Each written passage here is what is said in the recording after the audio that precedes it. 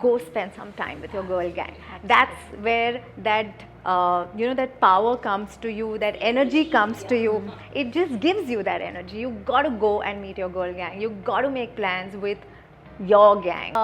And the day I wore pink pants, it became the conversation of levers, because nobody had ever done that, in that place. But now my daughter is 10 months old and the story is very different today. But yes, I ensure I take that 1 hour time for myself every day. That could be either in the morning when she's sleeping or either at night once she goes off to bed. Hi everyone and welcome. I am Saloni Surti, but before I give you the what and how of why we are here today, let me just share some quick context. Self-investment is one of the most basic forms of self-love or self-care.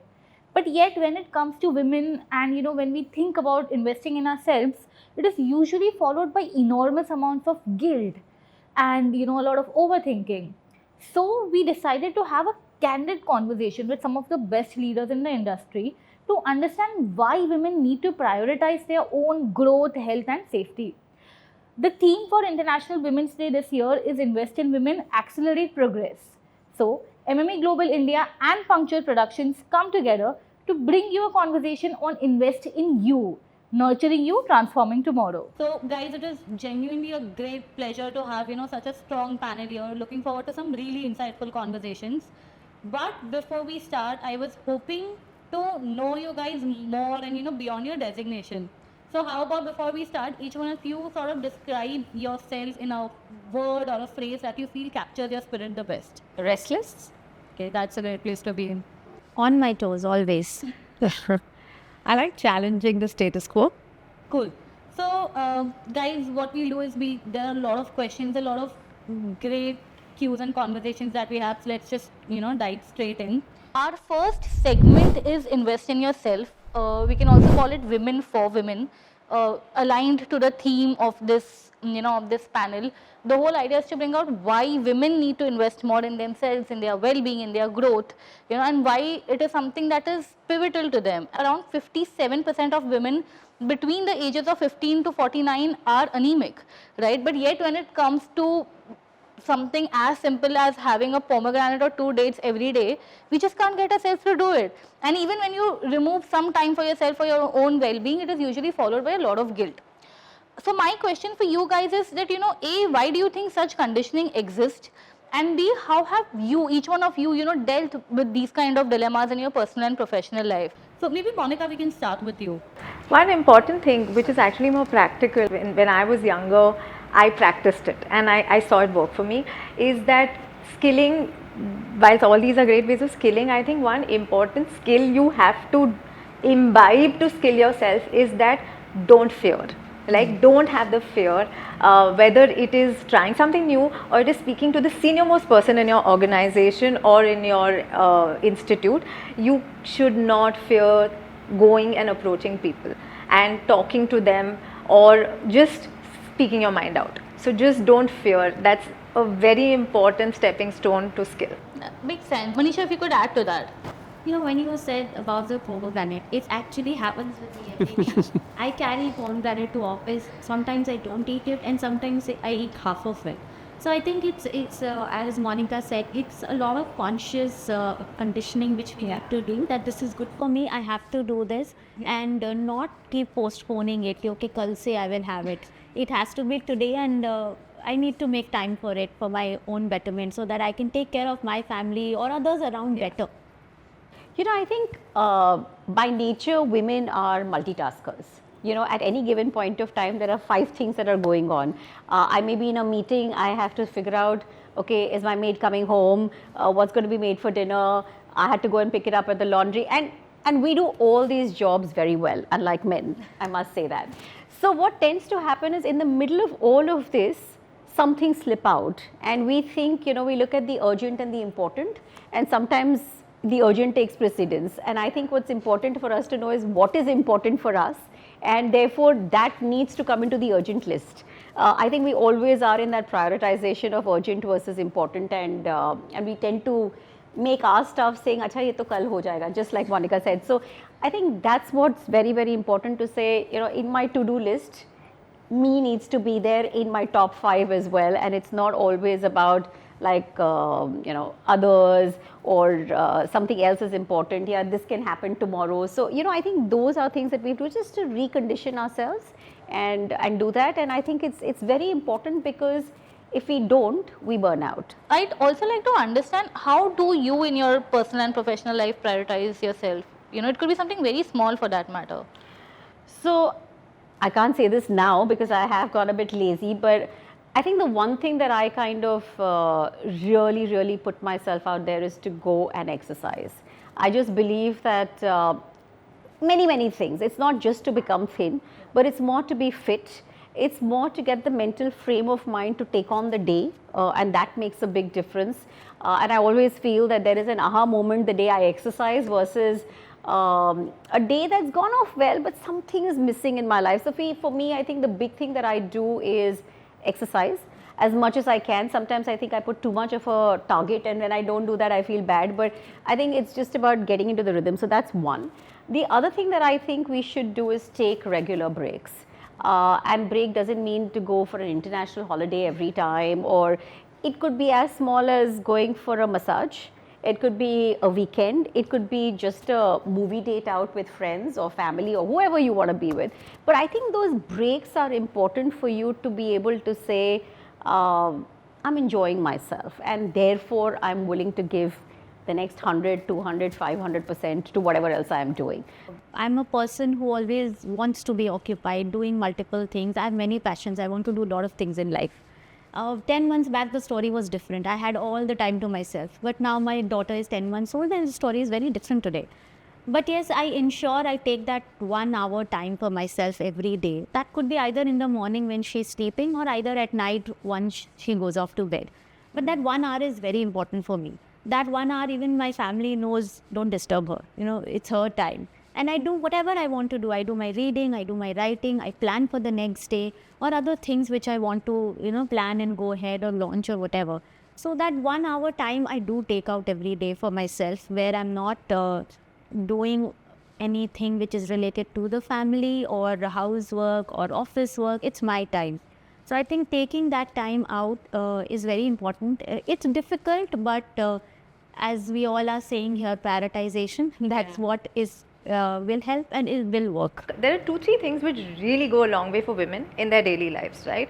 So one is investing time into grooming yourself. It just gives you that bling of confidence and that added touch which you need in the day to be your best, right? So I think investing time in grooming yourself is important. Fitness is a given default and it's not even a choice.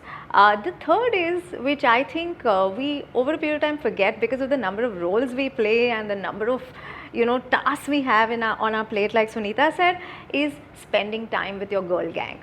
Go spend some time with your girl gang. That's where that that power comes to you, that energy comes to you. It just gives you that energy. You got to go and meet your girl gang. You got to make plans with your gang. It's not always plans with the partner or the kids or the office. So I think that is very meaningful, and to me it's also a way of channelizing a lot of my social needs, and it makes me feel very fulfilled.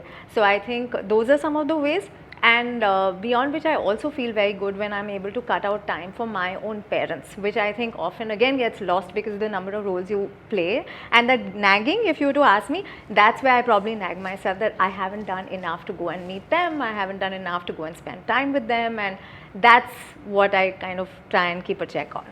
Our next segment is invest in peers. To put it more casually, women for women, right? And I'll tell you why we had this segment in mind, right? There are a lot of conversations about what as a society, we're doing for women empowerment, enablement, upliftment. We speak a lot about what brands are doing or about what institutions are doing. But because the theme here is invest in you, and we're talking about self-upliftment and self-investment, we wanted to understand that what are women doing for women. So my first question to you guys is, how do you invest in yourself to sort of uplift or upgrade or update, any word that you like, and then how has that helped you to raise the narrative overall, help people around you? Manisha, what do you think? Okay, so I think about upskilling. I think upskilling is very important. realized the importance of upskilling and putting myself out there, or talking more about my skill sets or things which I did not know a lot during the COVID times. I invest, like Monica earlier mentioned, on grooming. I invested a lot into, how I look, what I wear, how I present myself, what I talk, what kind of content do I write. And that's where it started giving me visibility in relevant platforms, or within the organization or outside the organization as well. So I think that upskilling, be it anything which you feel you are lacking, and it's not, maybe it's that one thing which is a stop to taking you the next step. So that upskilling is very important, and each one of us should identify that first for ourselves, and it will need a little bit of thought within yourself, and nobody else can help you on that, to identify that thing which you are missing. So yes, I did that, and it has helped me immensely. And I also encourage my team or women I am with, that if you are not able to seek answers to certain things, please look for mentoring. Mentoring really helps. It has helped me a lot. And it could be anybody. Mentoring doesn't need to be from your senior or your manager alone. It could be any woman you look up to. Within, outside, at home, your mother can also be your mentor. So look for mentoring, ask for feedback, look for people who can help you in your journey, professional or personal. So I think I agree with her. Upskilling is very, very important. Again, we think we're doing the job and we'll continue to do it and learn on the job. But if you really have aspirations of moving the next level, then you need to be aware of what are the challenges that will be there for the next level, and prep up for it before you can put your hand up to say, I would like to get promoted. So reading, something that I was not a fan of, but I think over the last couple of years, and I think COVID was one great shot in the arm that gave you time to do some of that stuff. So reading. The second thing I do is, again, talk to a lot of people within the industry to get to know what's really going on. Earlier I was working at L'Oreal or Levers, and one would travel quite a bit and know what's happening in the world. It's different at the current job that I have. So really understanding what's going on. And I think reverse mentoring, literally with all this new technology that's coming in, how do you keep pace? So if I have a team and they need to learn or they need to look up to me, I think I need to first be able to first understand where the world is today. So a lot of that stuff which really helps me, A, to bond with them, and B, I think also for me to be able to pick up, because I may not have been a consumer of that technology or of that movement of sorts that are happening. So that's what I really do.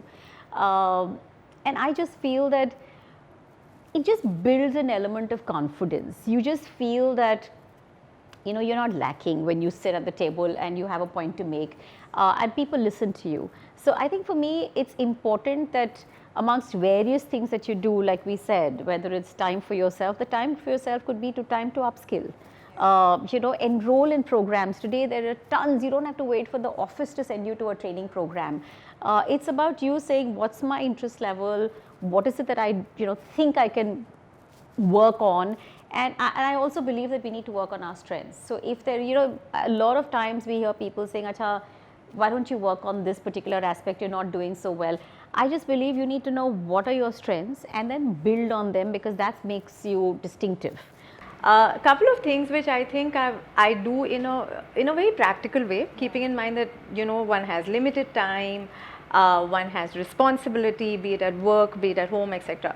So few things which I do is, A, I try and make a conscious effort to be very curious all the time, which could be even in a conversation like this. Like off this conversation, I'd love to maybe learn a little bit from Sunita, learn a little bit from Manisha, and really see what I can gain from the people I meet, and really learn from their experiences. So I do keep that process very active of being curious and talking to people to really learn as much as I can, because that kind of skilling you cannot do sitting off a laptop. And you can be more relevant and more with it only if you're spending enough time with young people. So I think that's extremely important, to spend time with young people, and to for whatever reasons, even if there is an element of ego that keeps you away from doing that, shed that ego, because they can really be your best mentors actually. Third thing which I do is I don't get enough time to read and stuff.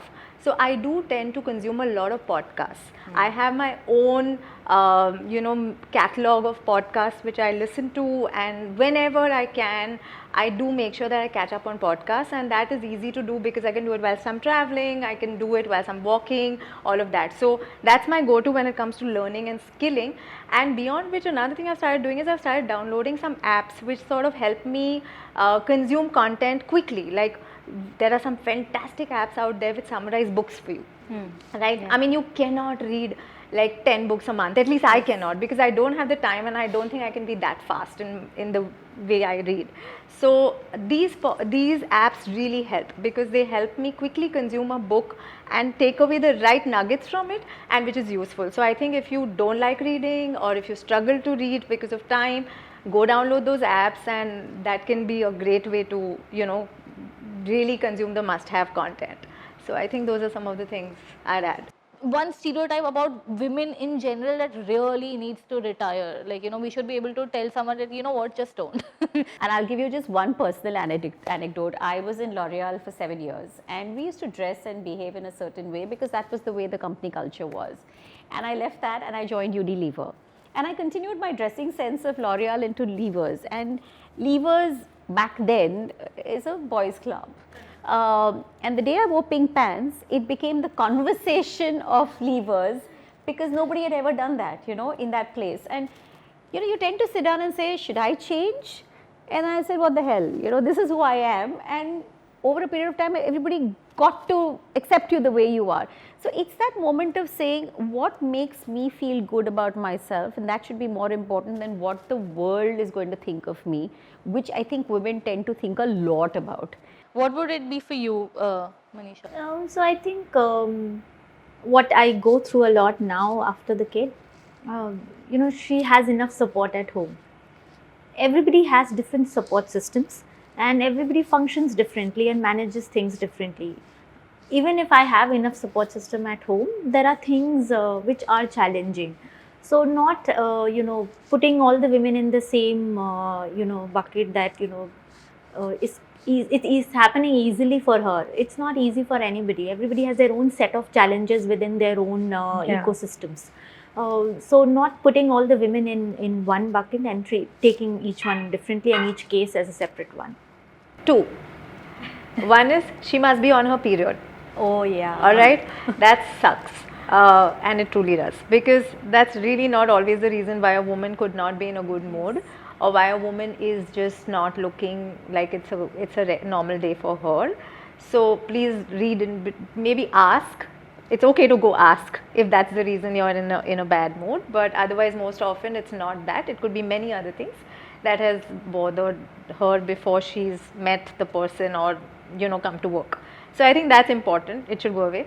And second is body shaming, right? Which is like, first of all, I must give it to the new age marketing and the new age brands. They're doing a lot about neutralizing it and about undoing it, which is fantastic. Like this brand Bliss, for example. Yeah. I mean, a lot of good brands doing a lot of good work there, but more is less, and that's also something that has to go away. It is finally what makes the woman comfortable. I mean, it's basically, if you're comfortable in your skin with whatever you are wearing or with whatever your fashion sense is, that's all that matters. It does not matter whether the other person thinks it suits you or is it meant for you given your body type.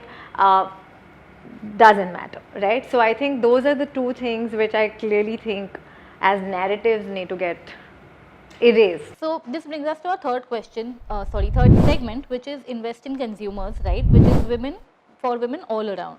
Now, what is the insight behind this segment, right? Now, there is a lot of data around consumers in general and around women consumers, right? There is no dearth of data, so to say, but yet that data sometimes lack context, right? So from personal experience, there are some amazing campaigns coming out around menstrual hygiene products, right?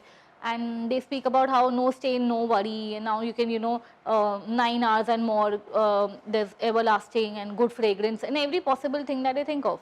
But they very rarely talk about cramps or very rarely talk about energy levels of women, right? Like stain is not the only worry. So in your opinion, as you know, women from the industry, what do you think are some of the glaring gaps in the data around women consumers? So I would just say that let's not get caught up in the numbers of the data, okay? It is what is the human insight behind those numbers. And I think that's where we kind of miss the plot. In most cases, you have men who are marketing products which are for women, and they look at it very logically, okay, X percentage say this, and therefore this should be our claim, or this should be the point that we're doing in. It's about really getting under that data to say why are they saying what they're saying. Sometimes I think women don't even know a lot and they don't really say things, but they know what they feel. I think that's what's missing. It's all head and no heart in a lot of stuff that we do in marketing. Can we get the heart in? Can we get the human insight? Can we understand what's the mindset that's causing her to feel a certain way or to say something? And I think when we understand women not as a target audience for their product, but women as women, that's when you'll really know what are they all about and why are they doing what they're doing. And the other thing I want to say is that, you know, we tend to sort of make cohorts of women, everyone in this age, everyone with this background, everyone with this problem, and we say, okay, one size fits all. It may not be that way, you know, even in the same cohort. I mean, it's a very simple thing. You give 1,000 rupees to 3 women, somebody might want to go and spend on herself, somebody may want to save it, somebody may want to spend it for the family. And there are 3 different reasons why they do what they're doing. Are we understanding that? Or we are just saying give 1,000 rupees to women, they'll all go and spend it. It's assumed. So my whole thing is that, can marketers go behind numbers? Can they get the human insights? Can they really understand it? And I'm saying this with such passion because just a year ago we did a large study of women across the country, all pop strata, all ages, and we really understood that women are quite complicated, as everyone says, but at the same time pretty simple as well. If you understand what are their motivations, where are they coming from and how are they feeling, and if you speak with them in that language, they are far more engaged with you. So I just think that, you know, like you rightly said, you're looking at data. Can we go behind the data? Can we understand and stop stereotyping women? You know, that's another thing that women get very put off. Everyone is this way. Everyone's not that way. They're a human being, and look at the power of one and find many such people and then put out whatever you have to put out over there. So my point is really about women are individuals. Please look at them in that way and not as numbers. I'm going to add to what Sunita said, you know, exactly taking forward the point of this age group. So this is the, you know, the personality of the woman. If this is the age group, then this is how the woman is. So basically what's a put off, even if I look at, say, a life stage like mine, that any communication that is put out there in any media will show a woman, you know, in a sari, which is not anything to do with wearing one, but a woman in a sari with a bun in the kitchen, you know, struggling with 5 chores because, you know, she has to pack the kid off, she has to make the husband's tiffin, she has to manage the morning routine, all of that, right? It's such a typical scene you catch in so many marketing, you know, collateral. So which first of all is not okay, where you're just typecasting a woman so much in terms of the role she plays, the way she looks, what she does, and how the fact that she's supposed to be overburdened, she's supposed to take that responsibility while the others can read the paper and have their tea, which is not really how it is. It's truly like how Ariel finally did a lot of work on calling out the concept of sharing the load. So I think more of that is definitely required. So I think that's one. And second is setting very, very unrealistic beauty standards for women, which is what a lot of marketing campaigns are doing through a lot of, you know, products which today are out there, you know, and there's a lot more marketing happening than ever before when it comes to cosmetics, when it comes to skincare and stuff like that. And the standards that they are setting by showing the way they show, you know, very rarely do you see a Dove equivalent campaign, right? Yeah. Which shows real people with real issues. They show the most flawless woman out there and say that, okay, this product will make you look like this and this is what your aspiration is. But no, this is not my aspiration. I mean, I am happy to look the way I look. What I want to do for myself is because, I want to take care of my skin, my looks. It's not because I want to look like that woman who's so flawless in that ad, right? So I think the unrealistic standards of beauty is creating a lot of pressure. Second is it's forcing the women consumers to create a budget and to overspend on that category, which otherwise they wouldn't need to if they didn't feel the pressure to look a certain way. So I come from financial services industry, and a lot of understanding is from research as well, that most of the financial decisions are made by men. Even if I'm working, either my father or my spouse or somebody else is taking care of my money. But the question is, we have literally not gone ahead and educated the women on money. Nobody has gone ahead and explained to her, this is how you are earning, this is how you should be spending, this is how you should be doing your taxes, or this is where you should be investing. So gladly, a lot of education has started within the industry now. A lot of focus is being given to women investors and financial literacy of women as a cohort for investing. But that will take a long time. So rather than assuming that, okay, women don't know how to invest or they can't take care of their money, we need to take care of their financial literacy first before making that assumption. And most of the communication is made for men, So yeah, I think that's something when we look at women consumers, especially from a financial services industry, we need to first look at focusing on their financial literacy than selling products to them directly. So now that we've discussed the challenges, what do you think brands can do to address, these gaps? So one tip, if you were to give our audiences, our A&M audiences right now. I think just to add to it, I mean, for the longest time on all the sanitary napkins, they would show blue. And it was, I remember the ad from Moon that actually kind of said, it's not blue. If it's red, it's red. I mean, and everyone knows about it. So what are we trying to do there? So I think somewhere down the line, camouflaging it makes it superficial, doesn't make it real.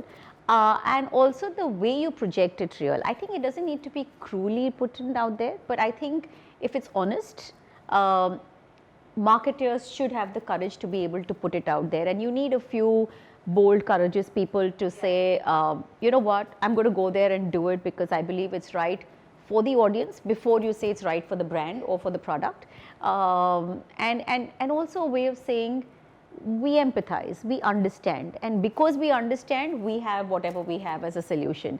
Otherwise, it just seems like patronizing to me. So I think it's the courage that if people have there to say, do it aesthetically, do it well, but do it with the insight, and I think you will get people who would rally for you on that one.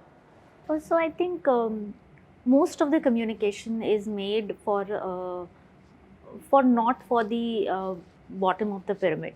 Like for example, I have a nanny at home who takes care of my child. She's a single mother and she's very young. She wants to invest for her child, but she has a mobile phone. She's always on the mobile phone. She consumes a lot of information there, but she hasn't been exposed to any information which will help her invest or which will help her decide whatever I earn, how do I start planning for my child. So as communicators, are we reaching out to the right TG who needs it the most? Say somebody like me doesn't need that education. I know where to invest or how to save my money. But most of our communication today, sadly, is not addressing to that TG who needs it the most. So as marketers, we should be focusing on the real TG who needs it more than somebody who doesn't need that education maybe. To add to what both of them said, I'd like to say two things. One is, I think it's high time marketers work with ethnographics and not with demographics. Yeah. Right? In fact, at MMA itself, we have done this session for marketers on ethnographics, because the more you understand ethnographics of a woman consumer, which allows you to really go deeper into their environment, their mindset, their way of living, the sharper your communication will get, and the more accurately you will be able to connect with the cohort you want to connect with. So I think it's really important to understand ethnographics better, to have better women targeted communication. And second is, like Manisha said, right? Like she's not seeing the fact that she needs to do something about her financial independence or her or think finance for the future, right? It's only because a lot of the marketing, be it in the categories of finance, be it in the categories of healthcare, be it in the category of even technology, right? It's invariably by default designed and targeting the male consumer more than the female consumer, right? So the more you show it meant in a light where the woman's need, it's designed for the woman's needs, the woman's life stage, the more the woman will connect with it and will be an active part of the consumer base just the way the main consumer is. So I think those two areas is where a lot of that fixing and attention is needed. Just a couple of light-hearted questions, to meet more of you, understand where you come from. Is there any female fictional character that you would like to be for one day, swap lives with, or that's really inspired you? Emily in Paris. Yeah. Nice one. Oh, I loved the way she dressed up to start with. She was working with a wonderful marketing agency, and I've never been on the agency side, and I've always wanted to be on the agency side, but never got the opportunity. So yes, and she does wonderful projects, and the way she manages the clients and comes up with campaign ideas like, just snap of a finger. So I would definitely want to swap my job with Emily. I'll give you two. One is an actress and one is a fictional character. So for me, the actress is Julia Roberts, and the movie which really sort of inspired me and made me feel that she really represents a very strong version of a woman is Erin Brockovich, right? Because that is really substance, and that's really how far a woman can actually go, and that's actually a real story, if I remember right. So I think that's a great example, which I would love to call out in a forum like this. And the second one, which is a fictional character, and of course I watched it with kids at some point, but it stayed with me, and the movie is Moana. Okay. Whilst I won't get into the nitty-gritties of the story, so one is the fact that she displayed that kind of courage. She went against what was taboo. Thirdly, she found very unconventional allies along her journey to get to her mission, to achieve her mission, right? Which meant she actually had, say, in the movie, they had something called a demigod who was her ally. Her grandmother was her ally on the other side, because this is what she was doing had a lot of history attached, and she got a lot of inputs from her grandma. So just the ability to come up with, to be resourceful and find unconventional allies in your journey, right? And thirdly, to sort of really get out of her comfort zone to do what she did, and do it only because she believed in that mission, and because it was her unique way of being a worthy leader. Sunita, with you, I'd like to try a different approach. If you were to give any advice to your younger self, and as it might be something very trivial or even ridiculous, what would it be? So Sunita talking to Sunita. Interesting. So I would, I'm right now on a self-reflecting path. So I've anyways, been thinking about how my life has been, not much that I would like to change of how I lived it. But one thing that I would like to give as an advice to my younger self is live life and don't let life live you. Yeah, I think a lot of times we just live, and wo chal rahi hai, zindagi kat rahi hai, that's what's happening. And I would just say that you take control, you live that life that you want for yourself, with whatever it is, the passions you have, the career ambition that you may have, any community, whatever it works. I am not putting it down saying you should do ABCD, whatever is your desire, but you live it and don't let life live you. Thank you so much, lady, for this amazing conversation. I think we've gotten some great insight. Just to, summarize a little bit, invest in you, invest in yourself. Don't be too afraid, not just, about putting time in yourself, but don't be afraid to ask for help. Shed that ego a little bit if you have to, look at your choices, reevaluate, recalibrate wherever you need to, and go for it.